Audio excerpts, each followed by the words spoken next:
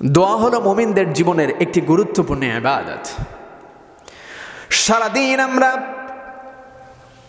5 ওয়াক্ত নামাজের ভিতরে আমরা নামাজের পরবর্তী সময় আমরা আল্লাহ তাআলার কাছে অনেক কিছু আবদার আমরা করে থাকি, যে আবদারগুলো আমরা নামাজের পরবর্তী সময় অথবা যে কোনো উত্তম ইবাদতের পরবর্তী সময় আমরা তা করে থাকি। হয়তোবা নিজে আমরা করি অথবা কোনো একজন আলেমের মাধ্যমে আমরা আমাদের সেই দোয়াটাকে পরিচালনা করাই, যাতে করে আমার জীবনের যা চাওয়া আমি আমার রবের কাছ থেকে চাই, এই চাওয়াটা যেন আমার পূর্ণ হয়ে যায়। আমার বন্ধুগণ, আমার ভাইয়েরা, এই জন্য দোয়াটি হলো মুসলমান তথা মুমিনের জন্য একটি গুরুত্বপূর্ণ ইবাদত। আল্লাহর নবী বলেন, আদ-দুআউ হুয়াল ইবাদাত, দোয়া হলো ইবাদতের মূল। আল্লাহর নবী আরো বলেন, আদ-দুআউ মুখুল ইবাদা, দোয়া হলো ইবাদতের মূল। সম্মানিত ভাইয়েরা আমার, এই যে দোয়া আমরা করি, এই দোয়াটা কোন পন্থায় কোন পদ্ধতিতে আমরা করলে আল্লাহ তাআলা আমাদের দোয়াগুলোকে কবুল করবেন, তা কিন্তু কোরআন এবং সুন্নাহে আমরা সেটা পরিলক্ষিত করতে পাই, যে আমরা কিভাবে দোয়া করলে আল্লাহ তাআলা আমাদের দোয়াগুলোকে কবুল করতে পারেন। আমার ভাইয়েরা, আমার বন্ধুগণ, আমরা দোয়া করবার জন্য যেই কাজগুলো আমরা করতে পারি, দোয়ার কিছু মাসনুন সুন্নাহ আছে, দোয়ার কিছু সুন্নাহ আছে। এই সুন্নাহগুলো ব্যবহার যদি আমরা দোয়ার ভিতরে করতে পারি, অবশ্যই আল্লাহ তাআলা আমাদের দোয়াকে কবুল করবেন। তবে আমি আমার জীবনে প্র্যাকটিক্যালভাবে আমি যা আপনাদেরকে বলতে চাই তা হলো, আমি আমার জীবনে যতগুলো দোয়া করেছি, দোয়ার মধ্যে অন্যতম একটি সুন্নাহ হলো আপনার জীবনের উত্তম এমন কিছু আমল, যা আপনার কাছে আমলটা করবার সময় খুবই ভালো লেগেছে। আপনার মনে হয়েছে আল্লাহ তাআলা আপনার জীবনের এই আমলটা হয়তোবা কবুল করেছেন। এমন একটা কবুলিয়াত, এমন একটা মকবুল আমল উপলক্ষ বানিয়ে যদি আপনি দোয়া করতে পারেন, আল্লাহ তাআলার নামের কসম করে বলছি, আল্লাহ তাআলা আপনার জীবনের কোনো দিনের দোয়াকে আল্লাহ তাআলা ফেরত দেবেন না। আমার ভাইয়েরা, আমার বন্ধুগণ, কোরআনের দিকে যদি আমরা তাকাই, হযরত ইব্রাহিম আলাইহিস সালাতু ওয়াস সালাম আল্লাহ তাআলার একজন খলিল তিনি ছিলেন। তিনি আল্লাহর কাছে যা দোয়া করেছেন, আল্লাহ তাআলা সেই দোয়াটাকেই, আমার ইব্রাহিম আলাইহিস সালাতু ওয়াস সালামের দোয়াকে আল্লাহ তাআলা কবুল করেছেন। আমার ভাইয়েরা, আমার বন্ধুগণ, আল্লাহ তাআলা হযরত ইব্রাহিম আলাইহিস সালাতু ওয়াস সালামকে যখন কাবা গৃহ তথা আল্লাহর ঘর বাইতুল্লাহকে যখন হযরত ইব্রাহিম আলাইহিস সালাতু ওয়াস সালামকে যখন আল্লাহ তাআলা নির্মাণ করবার জন্য বললেন, আমার ভাইরা, আমার বন্ধুগণ, হযরত ইব্রাহিম আলাইহিস সালাতু ওয়াস সালাম এবং হযরত ইসমাঈল আলাইহিস সালাতু ওয়াস সালাম দুজনে মিলে কাবা গৃহের কাজকে সম্পন্ন করলেন। এবার কাবা গৃহের কাজ সম্পন্ন করবার পরে হযরত ইব্রাহিম আলাইহিস সালাতু ওয়াস সালাম আল্লাহ তাআলার কাছে এবার দোয়া করবেন। আল্লাহ তাআলাকে বলছেন, আল্লাহ তাআলা, হে আমার রব, আমি এবং আমার সন্তান হযরত ইসমাঈল দুজনে মিলে আপনার ঘর কাবাকে আমরা নির্মাণ করলাম, বাইতুল্লাহকে আমরা নির্মাণ করলাম।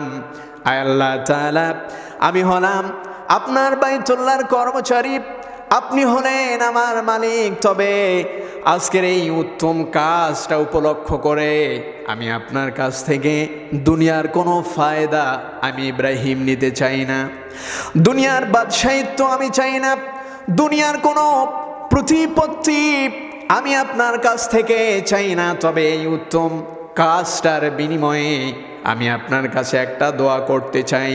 হযরত ইব্রাহিম আলাইহিস সালাতু ওয়াস সালাম আল্লাহ তাআলার কাছে এমন একটা দোয়া করলেন, আমার বন্ধুগণ, আমার ভাইয়েরা, যেই দোয়াটাকে আল্লাহ তাআলা কোরআন আল কারীমের মধ্যে আল্লাহ তাআলা কোট করলেন। জোরে বলুন সুবহানাল্লাহ।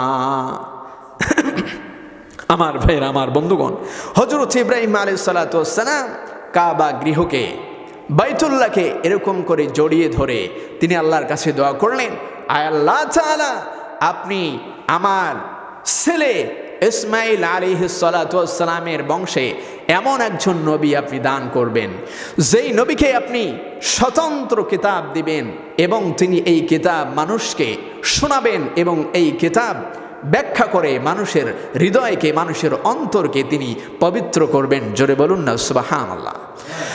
আমার ভাইরা, আমার বন্ধুগণ, এ থেকে আমরা কি জানতে পারলাম? আমরা জানতে পারলাম হলো, আমরা যখন আল্লাহ তাআলার কাছে কোনো কিছু চাইব, অবশ্যই আমাদের জীবনের উত্তম কাজটা উপলক্ষ বানাতে হবে। উত্তম কাজটা, উত্তম ইবাদতটা আল্লাহ তাআলার সামনে উপলক্ষ হিসাবে উত্তোলন করতে হবে। করে যদি আপনি দোয়া করতে পারেন, অবশ্যই অবশ্যই আল্লাহ তাআলা আপনার দোয়াকে কবুল করবেন। আমার বন্ধুগণ, গুরুত্বপূর্ণ একটি আলোচনা আমি আপনাদের সামনে করছি।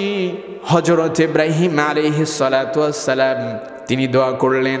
আল্লাহ তাআলা ইব্রাহিম আলাইহিস সালাতু ওয়াস সালামের কথাটাকে কোট করে মুহাম্মদুর রাসূলুল্লাহ সাল্লাল্লাহু আলাইহি ওয়াসাল্লামের উম্মতদের মাঝে কোরআন আল কারীমের মাধ্যমে আল্লাহ তাআলা আমাদেরকে জানানোর ব্যবস্থা করে দিলেন। আমার ভাইয়েরা, কোরআন আল কারীমের সর্ববৃহৎ সূরা, যেই সূরাটা কোরআন আল কারীমের হিসাব অনুযায়ী দ্বিতীয় নাম্বার সূরা, যার নাম হলো সূরা আল বাকারা।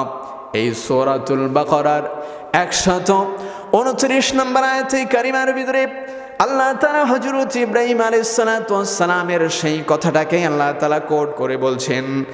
আল্লাহ পাক রব্বুল আলামিন বলেন, রাব্বানা ওয়াবআস ফীহিম রাসূলাম মিনহুম ইয়াতলু আলাইহিম আয়াতিকা ওয়া ইউআল্লিমুহুমুল কিতাবা ওয়াল হিকমাতা ওয়া ইউযাক্কিহিম। জোরে বলুন আল্লাহু আকবার। আমার বন্ধুগণ, আমার ভাইয়েরা, হযরত ইব্রাহিম আলাইহিস সালাতু ওয়াস সালাম দোয়া করলেন, আয় আল্লাহ তাআলা, রাব্বানা ওয়াবআস ফীহিম রাসূলাম মিনহুম ইয়াতলু আলাইহিম আয়াতিক। আয় আল্লাহ তাআলা, আপনি আমার বংশের মধ্যে, আমার ইসমাইলের বংশে এমন একজন নবী আপনি দান করবেন, এমন একজন নবী আপনি পাঠান, যেই নবীকে আপনি ইয়াতলু আলাইহিম আয়াতিক, আপনি যেই নবীকে কিতাব দিবেন এবং তিনি ওই স্বতন্ত্র কিতাবটা পাঠ করে করে তার উম্মতদেরকে তিনি শোনাবেন। আমার বন্ধুগণ, আল্লাহ তাআলা বলছেন, ওয়া ইউআল্লিমুহুমুল কিতাবা ওয়াল হিকমাতা ওয়া ইউযাক্কিহিম। তিনি তার উম্মতদেরকে কোরআন পড়ে পড়ে, কিতাব পড়ে পড়ে শোনাবেন এবং কিতাবের ব্যাখ্যা করে তার উম্মতদের অন্তরের চিকিৎসা তিনি করাবেন এবং এই কোরআনের হিকমা তথা জ্ঞানগুলো তাদের মাঝে ছড়িয়ে দিবেন। আর যাদের অপবিত্র আত্মা, যাদের অপবিত্র অন্তর, যাদের অন্তরটা শিরকে ভরা, কুফরিতে ভরা, তাদের অন্তরটাকে কোরআনের মাধ্যমে, কিতাবের মাধ্যমে চিকিৎসা করিয়ে আয় আল্লাহ তাআলা ওই নবী এবং রাসূল আপনার দিকে মানুষদেরকে ডাকবেন। আল্লাহ তাআলা হযরত ইব্রাহিম আলাইহিস সালাতু ওয়াস সালামের দোয়াকে আল্লাহ তাআলা কবুল করলেন। আমার বন্ধুগণ, আমার ভাইয়েরা, আল্লাহ পাক রব্বুল আলামিন হযরত ইব্রাহিম আলাইহিস সালাতু ওয়াস সালামের দোয়াকে কবুল করলেন। এই জন্য আমার বন্ধুগণ, আমার ভাইয়েরা, হাদিসের মধ্যে এসেছে আল্লাহর নবী মুহাম্মদুর রাসূলুল্লাহ সাল্লাল্লাহু আলাইহি ওয়াসাল্লাম তিনি বলেন, আমি হলাম আমার মা আমেনা, আমি হলাম তেনার স্বপ্নে দেখা মুহাম্মদ সাল্লাল্লাহু আলাইহি ওয়াসাল্লাম। আমার নবী মুহাম্মদ সাল্লাল্লাহু আলাইহি ওয়াসাল্লাম বলেন, আমি হলাম ঈসা আলাইহিস সালাতু ওয়াস সালামের সুসংবাদ, আমার মায়ের স্বপ্ন, এবং আমি হলাম আমার পিতা হযরতে ইব্রাহিম আলাইহিস ও ইব্রাহিম আলাইহিস সালাতু ওয়াস সালামের দোয়ার ফসল, জোরে বলুন না সুবহানাল্লাহ। আমার ভাইয়েরা, আমার বন্ধুগণ, এই জন্য আমরা যখন দোয়া করব, উত্তম আমলগুলোকে আমরা যদি উপলক্ষ বানিয়ে দোয়া করতে পারি, আমার বন্ধুগণ, আমাদের দোয়াকে কবুল করবেন যিনি, জোরে বলুন তিনি কে? আমার ভাইয়েরা, আমার জীবনে অনেক ঘটনা, অনেক ইতিহাস আছে, যা আমি যদি আপনাদেরকে একটু বোঝার জন্য বলি, তাহলে আপনারা আরও একটু বুঝতে পারবেন উত্তম ইবাদত আল্লাহ তাআলার সামনে উপলক্ষ বানিয়ে দোয়া করলে আল্লাহ তাআলা কতটুকু দোয়াকে কবুল করেন। 100% দোয়াকে কবুল করবেন। আমার বন্ধুগণ, আমার ভাইয়েরা, আমার মা যখন অসুস্থ হয়ে পড়লেন, আমার অসুস্থ মার চিকিৎসার জন্য যখন আমরা মেডিকেল কলেজে যখন নিলাম, রংপুর মেডিকেলে তিনি ভর্তি আছেন। এমন অবস্থায় আমি ঢাকা থেকে আসলাম। আসবার পরে আমার মায়ের এই দুরবস্থা দেখে ডাক্তারেরা বলছে উনি আর ভালো হবেন না, আপনারা ওনাকে নিয়ে যান। ব্রেন স্ট্রোক এমনভাবে করেছে, মাথার মধ্যে রক্তক্ষরণ হয়েছে। তৎক্ষণাৎ আমি চিন্তা করলাম, এই মেডিকেলের মধ্যে না থেকে দিনটা ছিল শুক্রবারের দিন, আমি বাড়িতে গিয়ে মসজিদ নামাজ পড়ে আমার গ্রামের সকল মানুষদেরকে আমি আমার বাড়িতে দোয়ার জন্য আহ্বান করলাম। আমার বন্ধুগণ, আমার ভাইয়েরা, আমার যেই মাকে ডাক্তার বলেছে উনি ভালো হবে না, কিন্তু সকল মানুষদেরকে নিয়ে আমি যখন দোয়া করলাম, আমি আমার রবকে বললাম, আল্লাহ তাআলা, আমি তো হলাম একজন হাফেজ মানুষ, কোরআনকে শুরু থেকে শেষ পর্যন্ত কতবার যে আমি পড়েছি তা আমার হিসাবের মধ্যে নাই। আল্লাহ তাআলা, আপনি যদি আমার জীবনের একদিনের একটা হরফ, একটা তেলাওয়াত, একটা আয়াতের তেলাওয়াত যদি আপনি কবুল করে থাকেন, তাহলে ওই হরফ এবং ওই আয়াতের কবুলিয়াতের তেলাওয়াতের আয়াতের ওসিলায় আপনি আমার মাকে আল্লাহ তাআলা আপনি সুস্থতা বানায়া দেন। আমার আকুতি ছিল, কারণ আমি আমার মায়ের সঙ্গে দীর্ঘ 10 দিন যাবৎ লেখাপড়ার জন্য আমি বেশি একটা ফোন দিতে পারি নাই। মনের মধ্যে কষ্ট ছিল, আমি আমার মায়ের সঙ্গে মনে হয় আর জীবনে কথা বলতে পারবো না। আমার ভাইয়েরা, আমার বন্ধুগণ, আল্লাহ তাআলা আমার এই দোয়াটাকে এমনভাবে কবুল করলেন যে এই ডাক্তারের আমার মাকে ব্রেন স্ট্রোকের কারণে ফেরত দিতে চেয়েছিল, ওই আমার মাকে আল্লাহ তাআলা 1 বছর পর্যন্ত আমার সঙ্গে কথা বলবার জন্য আমার আল্লাহ তাআলা আমার দোয়াকে কবুল করে নিয়ে আমার মাকে 1 বছর পর্যন্ত আমার সাথে কথা বলার ব্যবস্থা করে দিয়েছিলেন। আমার ভাইয়েরা, আমার বন্ধুগণ, আল্লাহ নবী মুহাম্মদুর রাসূলুল্লাহ সাল্লাল্লাহু আলাইহি ওয়াসাল্লাম সাহাবায়ে কেরামের সামনে ছিলেন। আল্লাহ নবী বললেন, ও আমার সাহাবীরা, আমি কি তোমাদেরকে এমন একটা ঘটনা কি আমি তোমাদেরকে শোনাবো? সাহাবায়ে কেরাম বললেন, ক্বালু বালা ইয়া রাসূলুল্লাহ, ও আল্লাহর নবী মুহাম্মদুর রাসূলুল্লাহ সাল্লাল্লাহু আলাইহি ওয়াসাল্লাম, কেন আপনি শোনাবেন না? আল্লাহ নবী মুহাম্মদ রাসূলুল্লাহ বনী ইসরাইলের 3 জন যুবকের কথা সাহাবায়ে কেরামদের সামনে উপস্থাপন করছেন। আমার বন্ধুগণ, আমার ভাইয়েরা, লম্বা একটি হাদিস বুখারীর মধ্যে এসেছে। আমার বন্ধুগণ, আমার ভাইয়েরা, আল্লাহর নবী বললেন, বনী ইসরাইলের 3 জন যুবক পাহাড়ের গিরিপথ দিয়ে, সরু পথ দিয়ে, পাথরযুক্ত পথ দিয়ে তেনারা কোনো একটা জায়গায় সফর করছিলেন। হঠাৎ করে ঝড়ের গতিবেগ এতটাই বৃদ্ধি পেয়েছে, ঝড়ের প্রচণ্ড গতির ঝড়ের মধ্যে তারা আটকা পড়ে গেল। এবার তারা প্রাণ বাঁচানোর জন্য চারিদিকে ছুটাছুটি করলো।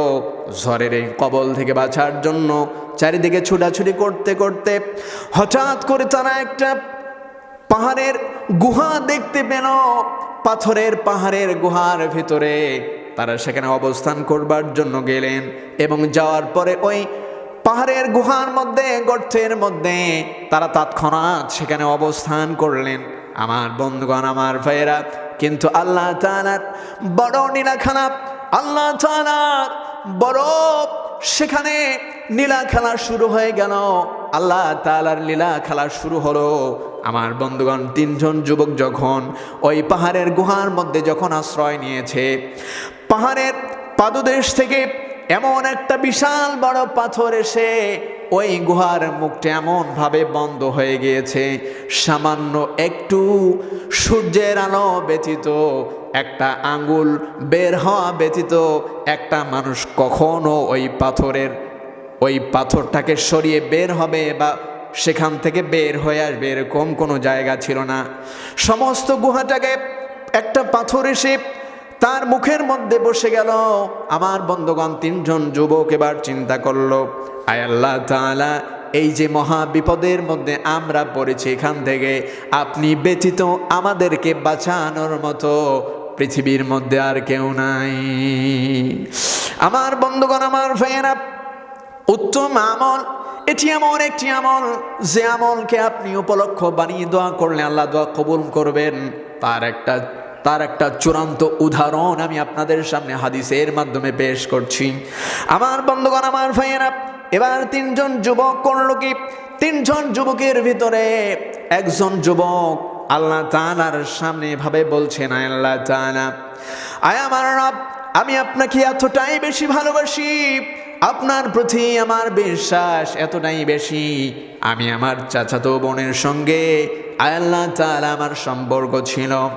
আমার চাচাতো বোন এবং আমি চূড়ান্ত পর্যায়ে দুজনের মন যখন একত্রিত হয়েছিল, এরপর আমরা দুজন একটা কক্ষের মধ্যে অবস্থান করার সিদ্ধান্ত নিলাম। দুজনে একটা কক্ষের মধ্যে অবস্থান করছি।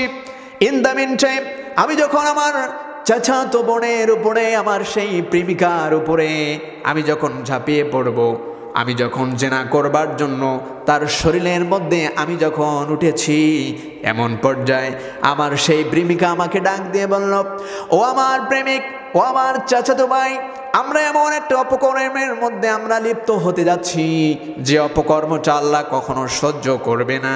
তুমি যদি আল্লাহ তাআলাকে ভালোবেসে থাকো, তোমার অন্তরে যদি আল্লাহ তাআলার ভয় থাকে, তো এই অবস্থা থেকে তুমি ফেরত চলে যাও, আমিও আল্লাহ তাআলার জন্য তোমার থেকে আলাদা হয়ে যাব।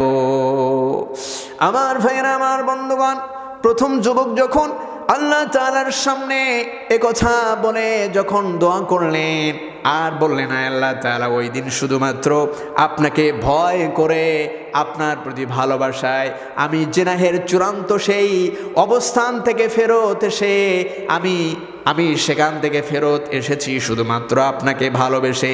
আয় আল্লাহ তাআলা, ওই দিনের এই আমলটা যদি আপনি আমার পছন্দ যদি আপনি করে থাকেন, আপনার যদি ভালো লেগে থাকে, আপনি যদি ওই দিনের এই স্যাক্রিফাইসকে আপনি যদি কবুল করে থাকেন, তাহলে ওই স্যাক্রিফাইস তথা জেনা থেকে ফেরত আসার এই আমলটা যদি আপনি কবুল করে থাকেন, ওই দিনের ওসিলায় আপনি আমাদেরকে এই বিপদ থেকে বাঁচাইয়া দেন। আমার বন্ধুগণ, আমার ভাইয়েরা, হাদিসের মধ্যে এসেছে, যখন প্রথম যুবক তার জীবনের এই উত্তম আমলটা আল্লাহ তাআলার সামনে যখন উপস্থাপন করেছে, ওই যে পাথরটা তার গুহার মধ্যে যে বসেছিল, ওই পাথরটার সামান্য অংশ গুহা থেকে সরে যায়। আমার ভাইয়েরা, আমার বন্ধুগণ, এবার 2 নম্বর যুবক আল্লাহ তাআলার সামনে এভাবে দোয়া করছেন, আয় আল্লাহ তাআলা, আমার বাড়িতে একজন কর্মচারী কাজ করছিলেন। এই কর্মচারী সারাদিন কাজ করবার পরে যখন আমার কাছে তিনি পাওনা নেবার জন্য এসেছেন, আমি তাকে পাওনা দেব, এমন সময় আমার গ্রামের একজন বাসিন্দা এসে আমার সঙ্গে কথা বলতে শুরু করে।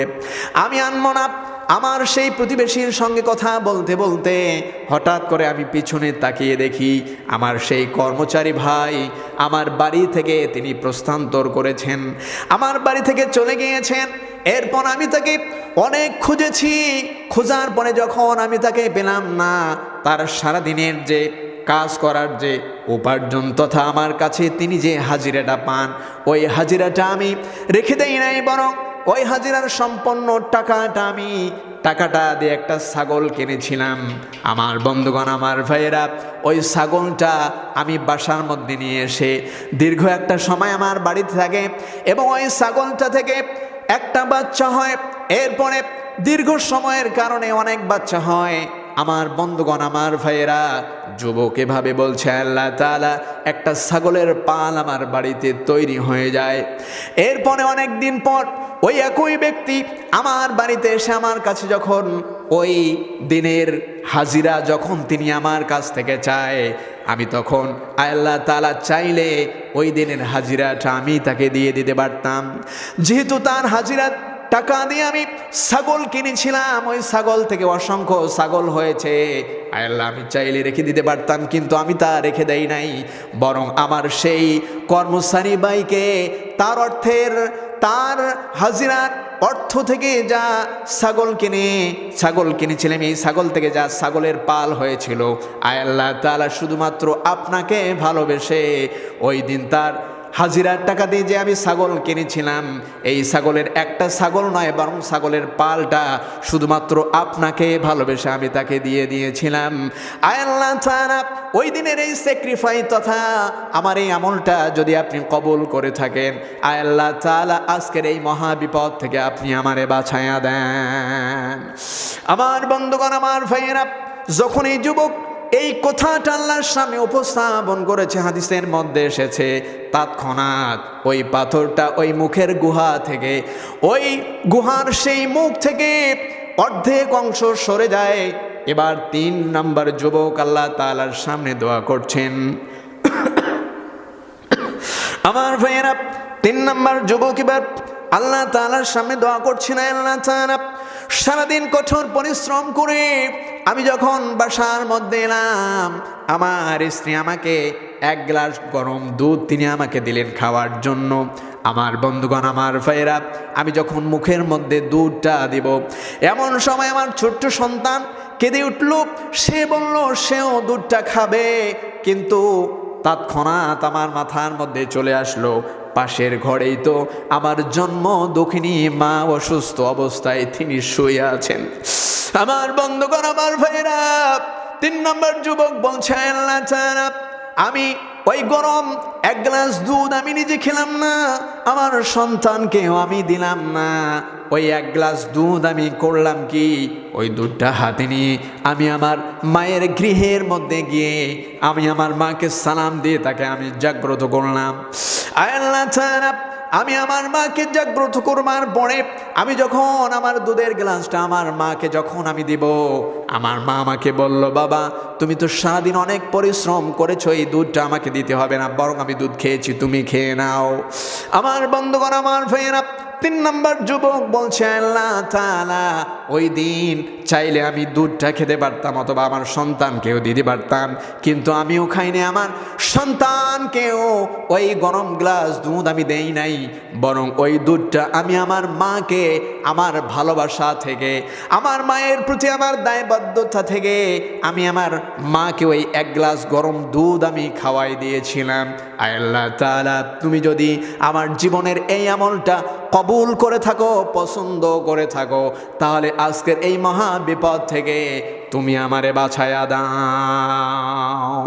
আমার বন্ধুগণ, আমার ভাইয়েরা, 3 নম্বর যুবক যখনই এই কথাটা আল্লাহ তাআলার সামনে উপস্থাপন করেছেন, আমার বন্ধুগণ, আমার ভাইয়েরা, হাদিস সাক্ষ্য দেয় বিশ্বনবী মুহাম্মদ সাল্লাল্লাহু আলাইহি ওয়াসাল্লাম সাহাবায়ে কেরামকে বললেন, ও আমার সাহাবীরা, 3 নম্বর যুবক যখনই এই কথাটা আল্লাহর সামনে উপস্থাপন করেছেন, আমার আল্লাহ তাআলা তৎক্ষণাৎ ওই গুহার মুখ থেকে যে পাথরটা বসে গুহাটাকে বন্ধ করে দিয়েছিল, তৎক্ষণাৎ এই 3 নম্বর যুবকের এই কথাটা উপস্থাপন করবার সাথে সাথে আল্লাহ তাআলা ওই গুহার মুখ থেকে পাথরটাকে সরায়া বনী ইসরাইলের এই 3 জন যুবক যারা মুত্তাকি ছিল, যারা আল্লাহর প্রতি অগাধ, যাদের বিশ্বাস ছিল, আল্লাহর প্রতি ভালোবাসা ছিল, এই 3 যুবককে ওই মহা মুসিবত তথা বিপদ থেকে আমার আল্লাহ তাআলা 3টি উত্তম আমলের কারণে তাদের দোয়া কবুল করে নিয়ে আমার আল্লাহ তাদেরকে বাঁচাইয়া দেয়।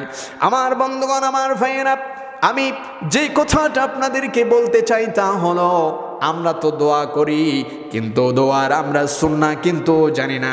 আমার বন্ধুগণ, আমার ভাইয়েরা, দোয়া কিভাবে করতে হবে তা কোরআন এবং সুন্নাহে সুস্পষ্ট আমাদের সামনে জ্বলন্তভাবে উদাহরণ হয়ে আছে। আমার বন্ধুগণ, দোয়ার 1 নাম্বার সুন্নাহ হলো আল্লাহ তাআলার প্রশংসা করা। 2 নাম্বার সুন্নাহ হলো বিশ্বনবীর প্রতি দরুদ পাঠ করা, বিশ্বনবীর প্রতি দোয়া করা। আমার বন্ধুগণ, আল্লাহ তাআলা দোয়া কিভাবে করতে হবে আল্লাহ তাআলা তা সূরাতুল ফাতিহা প্রথম সূরার মধ্যে আল্লাহ তাআলা শিখিয়ে দিচ্ছেন। আল্লাহ তাআলা বলছেন, আলহামদুলিল্লাহি রাব্বিল আলামিন আর-রাহমানির রহিম মালিকি ইয়াউমিদ্দিন। জোরে বলুন আল্লাহু আকবার। আল্লাহ তাআলা শিখিয়ে দিচ্ছেন, বান্দা যদি তুমি দোয়া করো তাহলে সর্বপ্রথম তোমার রবের প্রশংসা তোমাকে করতে হবে। এই সূরার 3টা আয়াতের ভিতরে আল্লাহ তাআলা বান্দাদেরকে শেখালেন, বান্দা তুমি কেমনে আল্লাহ তাআলার কাছে চাইবে। যদি আল্লাহর কাছে তুমি চাওয়ার মতো চাইতে পারো, যদি আল্লাহর কাছে তুমি চাওয়ার মতো চাইতে পারো, কান্নার মতো কান্না করতে পারো, আমার আল্লাহ তাআলা তোমার জীবনের প্রত্যেকটা দোয়াকে আল্লাহ তাআলা কবুল করবেন। আমার ভাইয়েরা, এই জন্য আমি আপনাদেরকে যা বলতে চাই তা হলো, আমরা যখন দোয়া করব আমাদের জীবনের উত্তম আমলগুলো আল্লাহ তাআলার সামনে উপস্থাপন করব।